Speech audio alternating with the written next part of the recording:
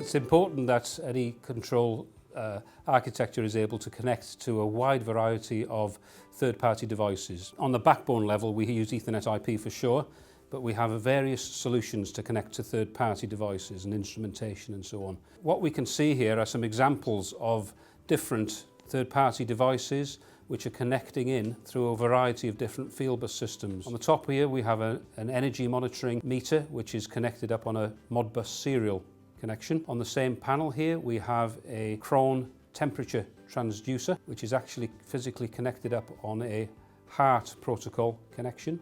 And we also have here another device here which is on yet another field bus, a intelligent motor manager, a TSYS-T device which is actually communicating on Profibus. So the problem we have here, we have three devices, three different physical connections and potentially three different methods of configuration, giving the design, the installation and the commissioning a headache in terms of the more devices, the more complex and the greater array of tools and configuration environments he needs to be familiar with. To overcome these problems of having multiple devices, multiple physical connections, multiple configuration software environments, Schneider Electric deploys the use of another open industry standard, a technology called FDT, DTM technology.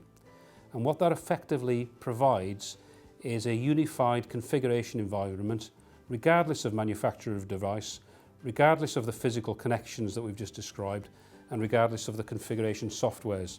So one mechanism, one methodology fits all. We can look at FDT technology and we can really compare it with the scenario of a printer and the printer driver. You buy a printer, it comes typically with a printer driver which you install on your PC. But regardless of how that printer is connected, whether it's connected on a USB connection, whether it's connected on Wi-Fi or whether it's on an Ethernet connection, for example, the printer driver gives you the same look and feel. So the physical connection is one thing. The second element is the software environment that the printer is being used on.